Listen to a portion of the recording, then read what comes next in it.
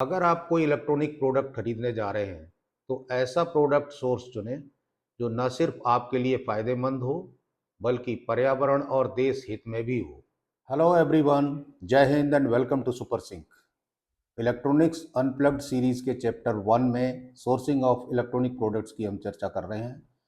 इसमें part A में हमने first source manufacturing plus trading companies के ट्रस्टवर्दीनेस एंड डिपेंडेबिलिटी के बारे में चर्चा की।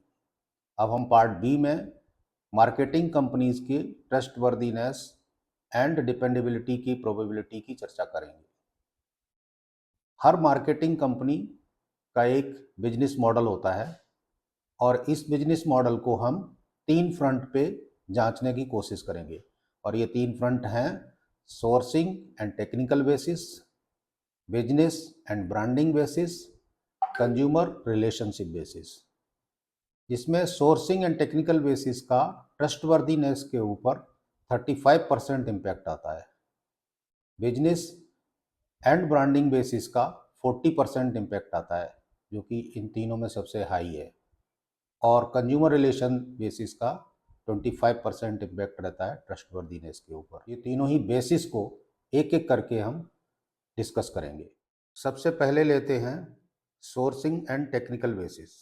मार्केटिंग कंपनियों का कोई प्रोडक्शन सेटअप नहीं होता है, इसलिए सोर्स मैन्युफैक्चरर कौन है, उसकी क्रेडिबिलिटी, लोकेशन क्या है, वो ओईएम है, अगर वो ओईएम है तो उसकी विश्वसनीयता ज़्यादा होती है। दूसरा, अगर खुद की टेक्निकल टीम है मार्केटिंग कंपनी की, तो उसकी डिपेंडेबिलिटी एंड ट्रस्टवर्दीनेस ज़्यादा होती है, क्योंकि डिजाइन एंड टेक्निकल टीम दोनों ही काफ़ी महत्वपूर्ण भूमिका अदा करते हैं प्रोडक्ट की लाइफ में। और उसके बाद quality checkup, quality assessment process क्या है, क्या बैच टेस्टिंग होती है या फिर वो भी मैन्युफैक्चरर पर ही डिपेंडेंट है। क्वालिटी असेसमेंट के लिए वो अपनी खुद की टीम रखता है या फिर आउटसोर्स करता है। जिनकी खुद की technical team and declared OEM और क्वालिटी असेसमेंट होता है, वो मार्केटिंग कंपनियां ज़्यादा डिपेंडेबल एंड ट्रस्टवर्दी होती हैं। दूसरा है बिजनेस एंड ब्रांडिंग बेसिस। ये ब्रांडिंग एंड बिजनेस प्रैक्टिसेस की स्ट्रेंथ को बताता है। Brand position and consumer perception,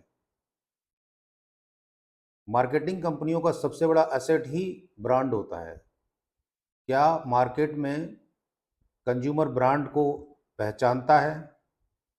क्या कंज्यूमर ब्रांड के नाम से प्रोडक्ट को मांगता है? ब्रांड कितना पुराना है? लॉन्ग टर्म प्रेजेंस उसकी मार्केट में है या नहीं है? और उसको रिपीट कस्टमर्स मिल रहे हैं कि नहीं मिल रहे हैं? अच्छे ब्रांड्स ट्रांसपेरेंसी ऑफ इंफॉर्मेशन रखते हैं। इंफॉर्मेशन पॉइंट ऑफ व्यू अगर देखा जाए तो प्रोडक्ट से रिलेटेड जो भी इंफॉर्मेशन है उसको छुपाते नहीं हैं और वो क्लियरली डिक्लेयर करते हैं कि ये चीज़ यहाँ से बन के आई है, इसकी ये क्रेडेंशियल्स हैं, ये इसके स्पेसिफिकेशंस हैं। तो ये कंपनियाँ बहुत अच्छी होती हैं जो इन इंफॉर्मेशंस को कंज्यूमर को क्लियरली डिक्लेयर करती हैं।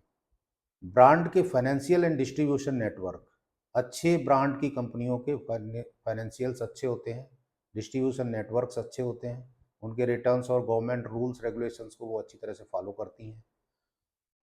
प्रमोशन एंड प्रोडक्ट रियलिटी में कोई डिफरेंस नहीं मिलेगा, जैसा वो प्रमोट करती हैं प्रोडक्ट आपको वैसा ही मिलेगा।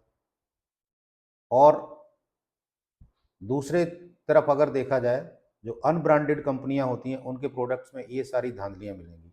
इसलिए अगर आप अच्छा और ट्रस्टवर्दी सोर्स चाहते हैं मार्केटिंग कंपनी का, तो आप एक अच्छे ब्रांड के साथ अटैच रहिए, उसके साथ जुड़िए, आपको dependability of product, product life, सारी चीज़ें बहुत अच्छी मिलेंगी। नेक्स्ट है कस्टमर रिलेशन बेसिस, वारंटी और service system. Customer care reviews company के कैसे हैं, कंपनी कस्टमर की शिकायतों को सुनती है, और अगर सुनती है तो उसको किस तरह से लेती है, ये आप रिव्यूज़ से देख सकते हैं। कंपनी का रिपीट परचेज रेट क्या है कंपनी के प्रोडक्ट्स का।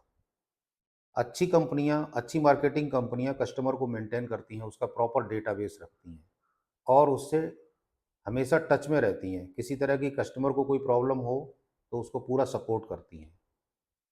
इसलिए वो कंपनियां जो कस्टमर केयर अच्छा रखती हैं, कस्टमर्स को एक वैल्यू देती हैं, वो मार्केटिंग कंपनियों का डिपेंडेबिलिटी एंड ट्रस्टवर्दीनेस अच्छी होती है। कुल मिलाकर हम ये कह सकते हैं कि अगर मार्केटिंग कंपनी का सोर्स मैन्युफैक्चरर ओईएम है, प्रोडक्ट की सारी इन्फॉर्मेशन क्लियर है, उसकी टेक्निकल टीम खुद की है, कंपनी सर्विस के लिए अपनी खुद की टीम रखती है, तो इसकी ट्रस्ट एंड डिपेंडेबिलिटी की प्रोबेबिलिटी 70 to 80% मानी जाएगी। और अगर यदि कंपनी को खुद ही नहीं मालूम है कि प्रोडक्ट का सोर्स क्या है, कहाँ से आ रहा है, तो ये प्रोबेबिलिटी घट के 40 to 50% ही रह जाती है, जो कि बहुत लो है। तो इसलिए अगर आपको अच्छा प्रोडक्ट खरीदना है तो अच्छे ब्रांड के साथ अटैच रहिए, और हमेशा ध्यान रखें कि हमें इलेक्ट्रॉनिक प्रोडक्ट परचेज करते समय एक रिस्पॉन्सिबल सिटीजन की तरह कचरा इकट्ठा ना करके एक अच्छा और ड्यूरेबल प्रोडक्ट खरीदना है। जय हिंद, वंदे मातरम।